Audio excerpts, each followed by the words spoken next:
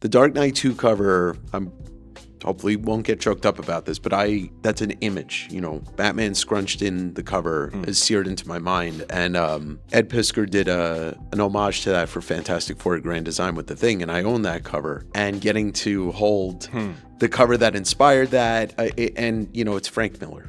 It's Frank fucking Miller. There are iconic images, but then there's that. And the Dark Knight 1 cover is amazing. But Frank Miller thinking about scrunching this figure up in a comic book cover and using that, it kind of harkens back to Steranko's King-Size Hulk. Yes. To me, that's comics in a nutshell, like the embellishment of the figure and just doing the cartoonish thing. Yo, Shortbox Nation, welcome back. If you're brand new, welcome to the show. My name is Bader, and this is the Shortbox Podcast, the comic book talk show that brings you the best conversations about your favorite comics with the people that put their blood, sweat, and tears into making them, or in today's case, I love saying it, the fanboys who love comics as much as you do. I'm recording this episode, is video and audio, from Orlando here at Original Art Expo. It's their third year. Big shout outs to Original Art Expo. They invited me out. I got a press pass. I've been hanging out all weekend, and I wanted to do a recap. Of course, I got to bring the convention experience to you guys that are not able to be here. And I said, well, I don't know if they want to just hear me solo, so who could I find to join me for a fun little recap of the weekend?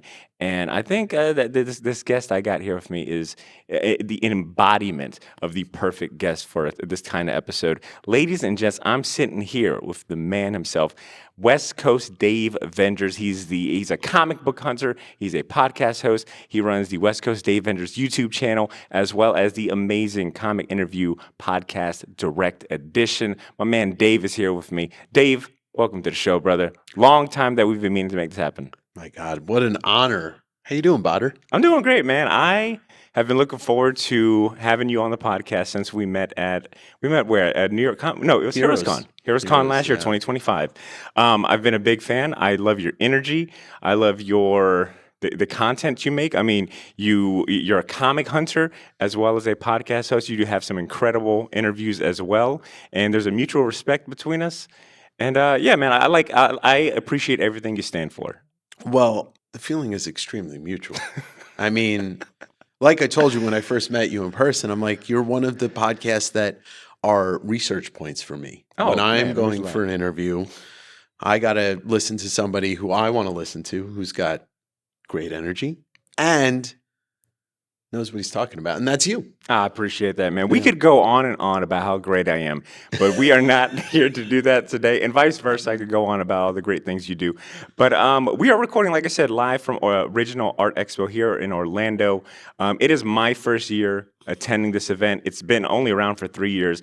I'm to understand that you've been here all 3 years, right? Yeah, this is my third year here. As somebody who not only loves comics and comic art, I'm a collector myself. Nice. And so I, big fan of what Kazra and Bill have built, and I had to come first year, and, like any great addiction, I keep coming back for more. What would you say, as someone that is an experienced comic convention goer, what separates Original Art Expo from some of the other conventions that you frequent and visit?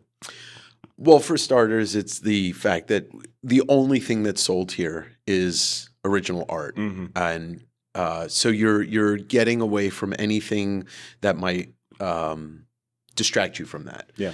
But the thing that I remember saying vocally and also thinking to myself the first time I was here was, oh my God, I can hear my thoughts and I can have a conversation with an artist without using my convention voice. And that's something that I haven't experienced since I was a kid, since I was going to small cons as a kid. It's dawning on me now that I have not suffered from the audio fatigue, the stimulation fatigue that comes from maybe like a larger comic convention where there's so much noise. You have to talk you have to talk loudly. By the end of the day, your voice is shot, your ears hurt in some weird way. I didn't even think about that. You're right. It is maybe the most peaceful convention I've ever been to. And so getting that as just the environmental experience, the other thing is, I mean, sure, most people can't afford half the stuff that's here, but you're seeing some of the greatest comic book art up close. Nobody's telling you can't see it. Nobody's telling you can't go close to it. I mean, and if you're a comic fan of whatever genre, whatever era, there's something here that is going to blow your mind out the back of your head. Last year, I think it was last year, unless it was the first year, the House of Secrets 92 cover was here. Oh, wow. The first Swamp Thing. Last year, they did the Collections in Black Gallery, which they had the earliest, known piece of Black Panther's first appearance. I think they had a page from 52 or 53. And then this year, you've got the whole Commandy 7 issue up. Yeah, okay, and I guess just a little context for those that are not here. The convention is kind of broken up into two segments. You got the main convention floor where you've got the art sellers, you've got artists here as well. I mean, Paula Rivera's here, John Romita Jr. is here, Adam Hughes, Amanda Connor, Jimmy Palmiotti. The list goes on. No disrespect to anyone that I haven't named. It's just a long list. Yeah. And then the second portion is kind of what I'm calling the fine art section. So you've got like Julia. Oh my God, I'm drawing a blank. Boris, I believe. No, it's Julie Bell. Julie Bell, thank you so much. Julie Bell is here. Painters are in this room. They're selling fine art, like painted paintings, and the Marvel Masterworks are here with the original art. So it's cool that they've got it separated in that way. And then there's a third smaller room that's kind of like an art gallery. Yeah, it's and that's I think goes to what you were saying. They're showing on display these original Kirby pages from Commandy. And it's a nice touch, like going back to what you said, walking to that room, it was maybe it's the most peaceful room because it has a museum quality to it. Yeah. And everyone that goes in there automatically just enters museum mode, so very hushed tones, appreciating the art. And something you said too, it is an embarrassment of riches here of how many just classic, iconic, legendary pieces you're seeing, like covers from first appearances. You've named some pages that go back to like the 40s and 30s. Yeah. And in a weird way, it's like it's just all here, and no one is too precious about you handling them. It's not like a comic that they're trying to keep the near mint scores, or it's like encased in plastic and slabs. It's like, no, here's the original raw art that you could flip through, and there's stacks and stacks. It has been such a unique experience for me being here. Yeah, and I even in my third year here, because this art changes hands, the auction companies are here showing off what's in their signature auctions. That stuff won't be here next year because it'll be in collections. Yep. But the Dark Knight 3 cover was here. The final painted Dark Knight 2 cover was here. Vampirella 1 painting is here. Yeah. There's a Todd McFarlane splash page. That's one of the greatest splash pages of Spider-Man swinging in a very close-up that's here. So each year, it's a different feeling. It's very, I think I would definitely say, maybe this is anecdotally, but I feel it does swing very vintage Marvel heavy in terms of the art pages, but it's not lacking for your DCs. I came across a table that had a bunch of original art from Ed Brubaker and Sean Phillips' Criminal, which is like, I didn't even think about. Yes, that would have original art. Sean Phillips is drawing on boards and things.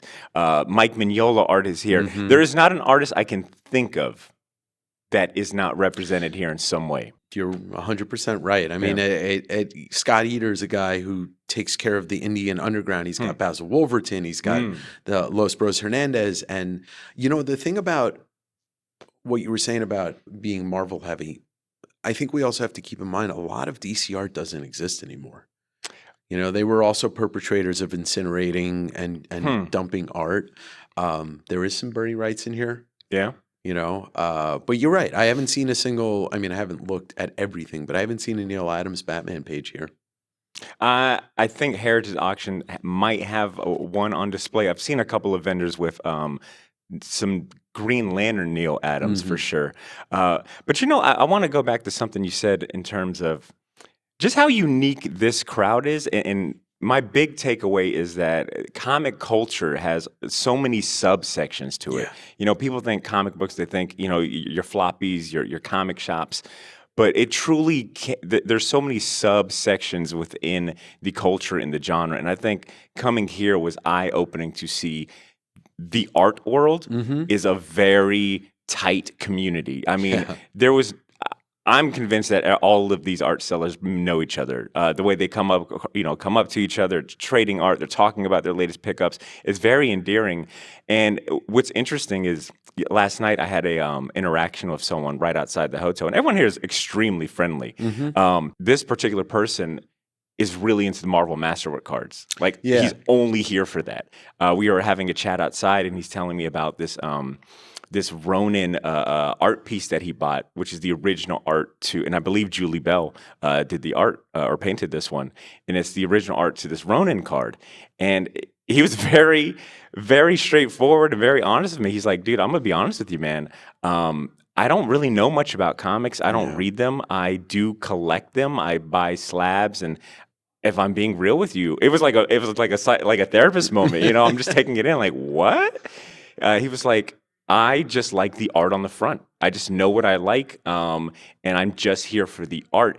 And it was interesting. My knee-jerk reaction was like, can you really call yourself a comic fan? But it's like, nah, that's gatekeeping. I have to check myself. This guy is here because it's okay to just like the art. Sure. And I think it puts an emphasis on, to me, it's like there's a delineation between you can appreciate the art, and then there's another thing to engage with the art. And I think that's what I enjoy about being a comic fan, is engaging with the art, the tactile feel, like understanding the artists, the writers, the connection, the collaboration, and all of that. This being my first year, this being your third year, did you kind of have a similar revelation or experience like, oh, this is an interesting subsection? Did you feel out of place? Did it feel kind of weird maybe? Me and the card community have a push and pull of look, I collected cards a lot through my life, and I love opening packs, and I love that. And I loved the Marvel Universe stuff in the 90s because I was being exposed to artists. I didn't know who Joe Juska was until the 92 Masterpieces. Yeah. But at some point, you're a lot kinder than I am with this. At some point, I feel like it's a little bit of a disrespect to the comic book medium if you're just collecting the thing. Sure. It is great that they support artists, guys like Dimitri Patelis and, E.M. Gist and Joe Jusko and, Dan Dos Santos. It's nice that they're buying this original art from these guys because it's beautiful stuff. There's no denying it. Sure. But overall health of comics, and I think about how many times we've watched the industry start to go down the drain. Yeah. And if you're not engaging with the actual comic books, you're not helping. Yeah. You're helping, and it's great to help the artists, but the comic book stores are the life of our ecosystem. And this is such a great convention to expose yourself to artists, but you got to explore their books. Yeah.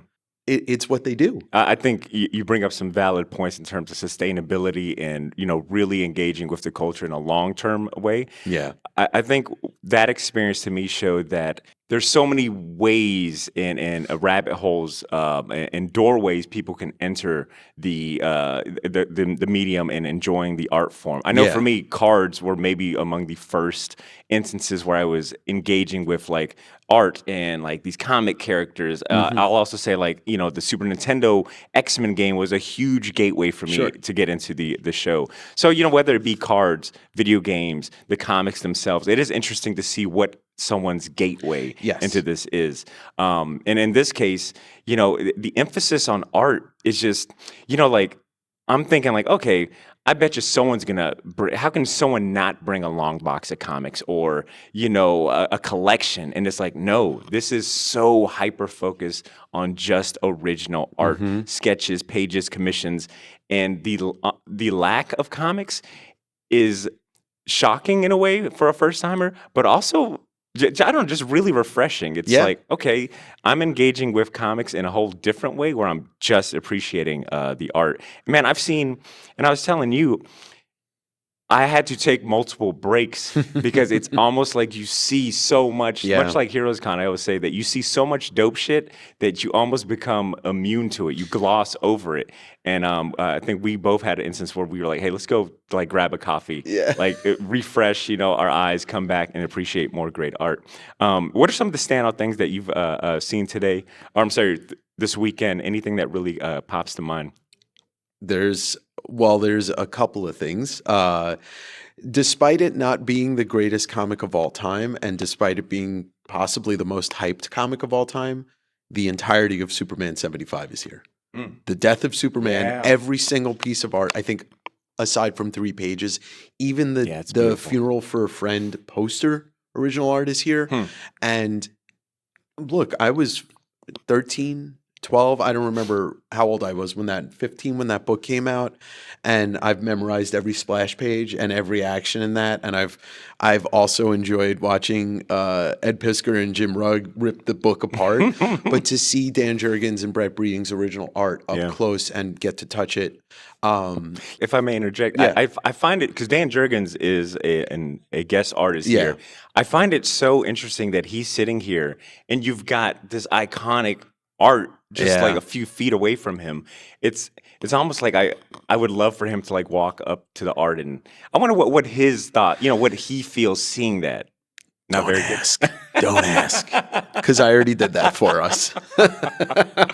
Dave, I love it. That's awesome. But last year I had the I'll talk about what I've seen here, but last year I had the amazing and esteemed opportunity to film a little segment with Bart Sears holding the Turok 1 cover. Nice. And like that was a moment for me. Aside from, the Superman 75, seeing the Frazetta painting up close. In the fine art section where it belongs. Yeah, but it was the Dark Knight 2 painted cover and the Dark Knight 3 cover.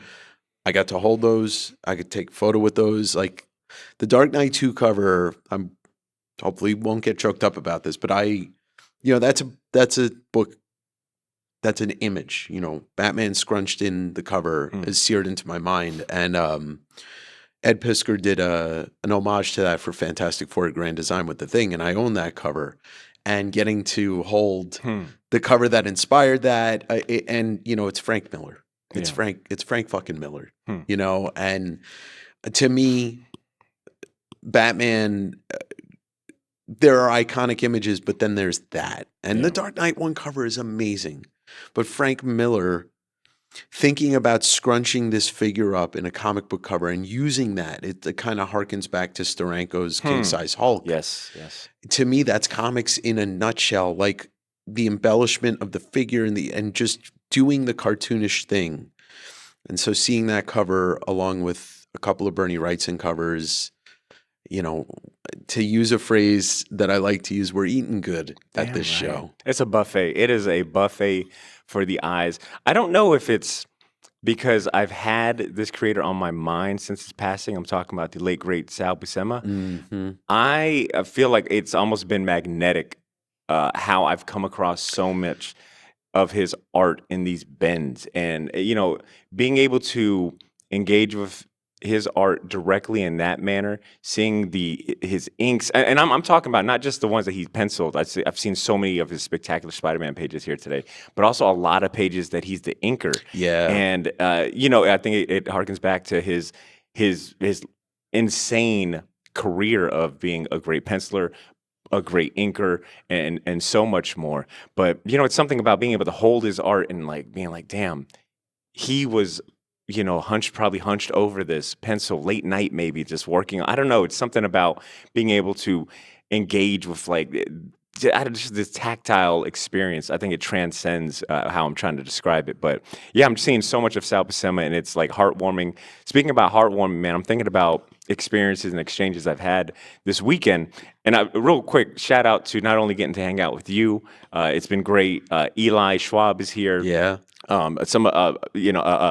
Matt Sardo, Casra. I mean, so many awesome people. Oh, and of course, the Ink Pulp guys, man. I got to shout those guys out. Matteo Scalera, Sean Cristo, getting to meet Eric Cagnetti and telling him how much I loved his Iron Man run from back in the day, and getting him to see him like, oh, dude, what? You read that? You know, it's like, yeah, I don't know. Having the opportunity this weekend to tell artists how much they mean to me. Yeah.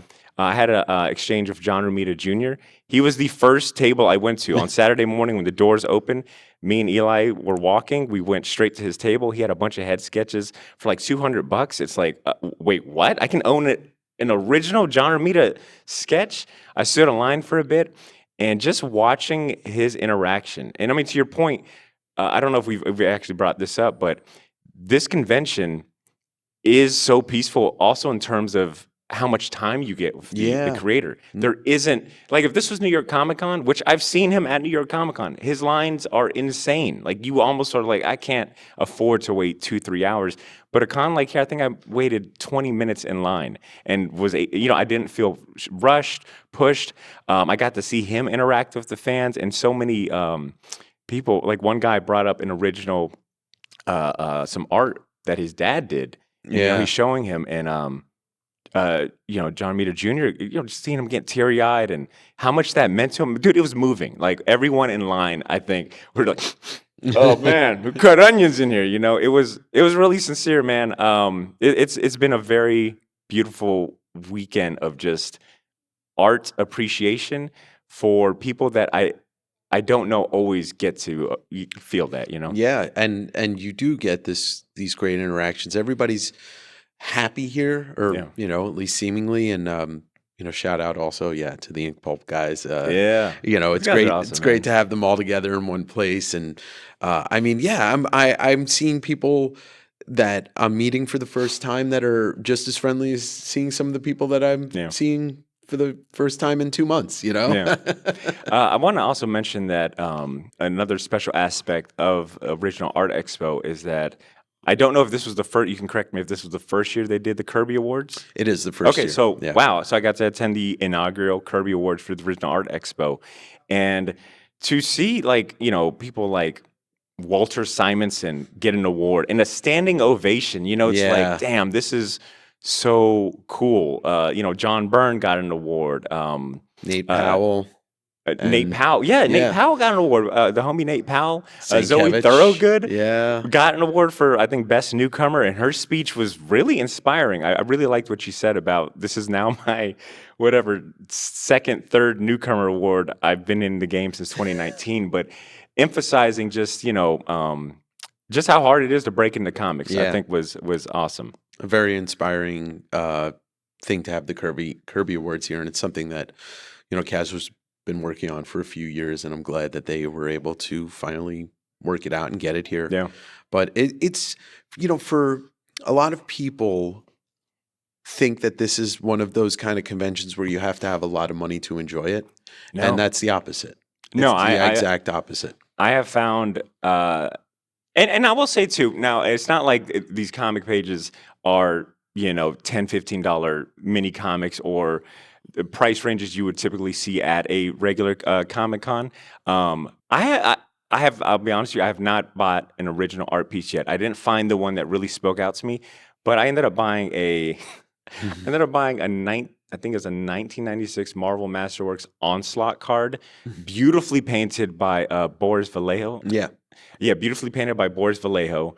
I bought a Jack Kirby, there was a sculptor here in the fine art section that was sculpting out of clay these statues, these Jack Kirby inspired Marvel statues. I bought a Mighty Thor, Jack Kirby inspired, art, a bookend, and it's got like a badass Jack Kirby quote on the side. You know what I'm saying? Like some really interesting. Even though I haven't bought a ton of, I bought like Sean Crystal's art book. Mm-hmm. I got Eric Cagnetti to sign the latest issue of Absolute Batman, which he crushed it in. Oh yeah. So I'm picking up like really cool stuff, and I'm not breaking the bank. I did have an intention of leaving here with like my first original art piece. I just haven't found the one. So I'm chalking this one up to a learning experience. Well, there's still time. There's still time. I can get him to buy something. I will say, having come across, and flipped through so many art books and portfolios, I think if anything, it has shown me what I like, what Yeah. I want to buy in original art. And I've found myself really gravitating towards the interior title pages or splash pages that show I just learned this phrase today, thanks to Jimmy Palmiotti. He was giving me a crash course on some original art because he's a big original art Yeah. buyer. Jimmy's the great. Indicia. Yeah, the indicia. Indicia, great fucking word. I learned the phrase pay stub, right? Like the lettering or the cutouts that they hyperimpose. I think I find myself gravitating towards art that has texture. Yeah. That you can feel like where they've pasted something over. You could see the whiteout, the inks kind of stand raised. I think that's the beauty of it. And I found a lot of dope pieces, don't get me wrong. Some incredible pieces, but none that fit both my price range and that were, maybe meant something to me. Right.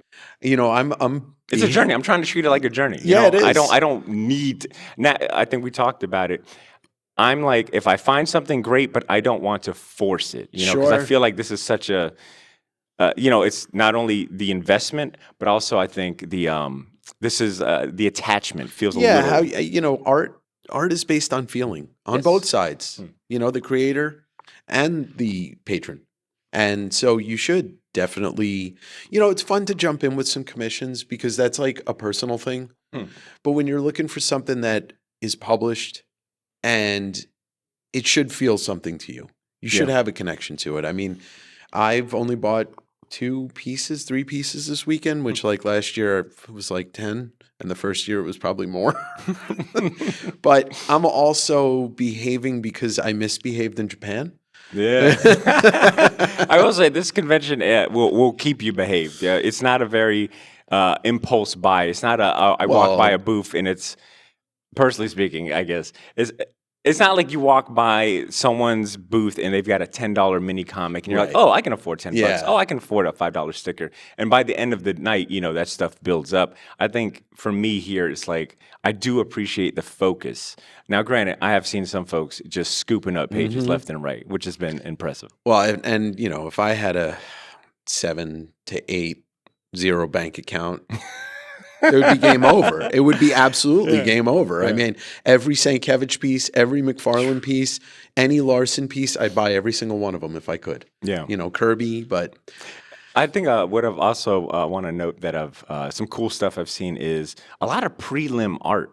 Yes. Where they'll have the main cover on the front, but then sometimes the art dealer will include the prelim art, or they'll just sell the prelim art, and it's like an alternative take to a cover. Yeah, and a lot of them being Marvel covers, where we're talking about artwork from the 60s, 70s, 80s, where variants weren't a very popular thing. So this is kind of like the closest you get to an old school variant. Unused prelim art where the cover's a little different, that maybe the title might be a little different. I've also enjoyed coming across like commissions. A lot of people have like art commissions and sketches and, one-off pieces that these artists have done. So it's interesting to see like what other people have commissioned artists and, to Tony, and it's like a Howard the Duck, riding Swamp Thing or something silly. You're like, oh. Well, and that's one of the things that's a decent way to get in on 60s and 70s stuff is getting commissions. Because if you found a Kirby commission that you really liked, or Steve Gerber commission that somebody that's no longer with us, that's your only choice unless you're going to buy a published page, but then the price range is so significantly different.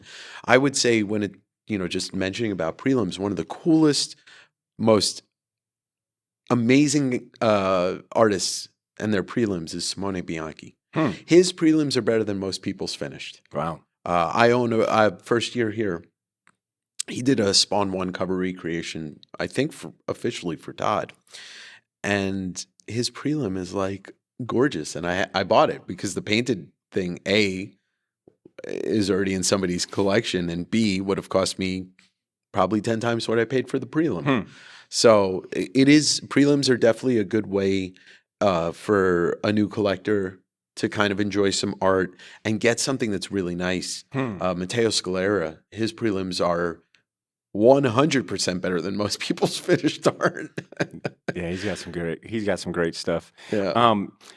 Another cool thing looking at my notes, another cool thing I saw, artists at work. Every table that you go to, this is an opportunity because it's so chill. I think a lot of them just take the opportunity they're working on, their next piece, they're working on their next project. But what I found interesting is last night I was walking through the lobby and it was pretty late. It was close to midnight. Yeah. And Jerome Opena, who I had no idea was here until much later, was sitting at a table like in the middle of the hallway. There was no one around. It was just him at this table working on. I couldn't quite make out the figure. I didn't want to bother him neither. But it's midnight and he's working on this piece. Who knows if it's a commission, a sketch, whatever it may be. I found that really inspiring and a great insight into the amount of dedication, the amount of hours that they put in, and I think it spoke also maybe something about his personal nature. Maybe he's a night owl. Maybe he prefers being in a public space. There's so many questions I had, but it was a cool moment of just really raw. I don't know. It's just something really about that moment that I'm going to leave here thinking about that. Yeah. I actually did talk to him last night while he was drawing. Well, I just wanted to introduce myself because we have mutual friends, but it was nice to see that. Like he was at a table by himself, just drawing. Yeah. Yeah. All right, Dave, I think we've covered everything I want to cover. I do want to maybe talk just a little bit about the West Coast Davengers channel. I know that you do a claim sale. Is it every week? Is it a weekly claim sale? Every other week. Every other week you do a claim sale. I've watched a few of them to study. I feel like I'm studying tape. I'm watching a master at work sell very interesting comics to a very dedicated and hungry community. You always have some interesting books. I love the format. And then you've also got, then you also do some great interviews with the Direct Edition podcast. Do you have anything coming up that you want to plug? If someone wanted to dive into Direct Edition or maybe some of your favorite videos on the West Coast Davengers channels, where would you point them to? All right. Well, with West Coast Davengers, a week after we finish up here, I will have an OAX video out, and it'll be the third OAX video that I've put out, which will probably be over an hour of footage of everything I saw and did. For people that are interested in comic store videos, you can find playlists on my channels of me traveling to other states, countries, visiting comic shops, digging through books. I have probably close to 15 videos of my Japan trips on there. And on the West Coast Davengers channel, if you really want to get the best video I ever put out, is my Todd McFarlane interview. Yeah, that's a great one. Classic. And then Direct Edition, the podcast, which is mostly just an interview podcast. Recently, Jeff Darrow, Mark Silvestri, Eric Canetti, Sebastian Bach of Skid Row talking about his love of comics. To me, I try to cover all of the things I like, and I don't like just one thing. My tastes are everything. So if you like anything about comics, even CGC videos on West Coast Davengers where I unbox $10,000 books, I've got that too. Nice. And real quick, where does the name West Coast Davengers come from? I love that it's a great play on West Coast Avengers. It rolls off the tongue really well, but just curious about the origin of the name. So before I started the channel, me and my friend Dave Correa, who's an amazing artist, we took a couple of road trips. He lives in the Bay Area. I lived in Seattle at the time. And I would fly down to the Bay Area. We'd drive up the coast going to every comic store we could. Nice. And we just came up with the name. We were two Daves, and it was just rolled. One of us said it, West Coast Davengers, and it stuck. Nice. Because I'm not changing my name from Dave at any point. And that's, obviously a play on the West Coast Avengers. Well, let me add one more question to that. For my West Coast listeners and Shortbox family, what is a comic shop that, and maybe it's one or two, however many come to mind, but on the West Coast that you feel is a mandatory visit for the people that love to get some digging through boxes and all of that? Well, out of the 3 states, I'll do one in each state. The Bay Area, California, I would say Bronze Age Batcave in Los Gatos. Sometimes a name of the shop just tells you everything you need to know, and that sounds like one of those. And then Oregon, Portland, it's really hard to choose because there's like 18 stores or whatever in the city. But I'll shout out Cosmic Monkey. Nice. But also shout out Excalibur and Floating World. And then in Washington State, I'll give you Ancient Comics in Burien, Washington, very close to Seattle-Tacoma Airport. 10 minutes from downtown Seattle. So Ancient Comics, Cosmic Monkey, Bronze Age Batcave, but there's so many more. No, and maybe that's why I need to have you back on for a part 2. We can get into a little bit more of that. But we're going to get back on the convention floor here at Original Art Expo in Orlando. Listeners, hey, this was a short and sturdy episode. I appreciate you for checking out. And maybe next year, this convinces you to come check out Original Art Expo. It's been a lot of fun. I'm going to do one last sweep and see if I can't find that one art piece that I'm going to take home. But Dave, you've been great, brother. This has been awesome hanging out with you. Shortbox Nation, you've been great. And keep on tuning in and come back next week for another great episode. Peace, y'all. And thank you to this guy, West Coast Davengers.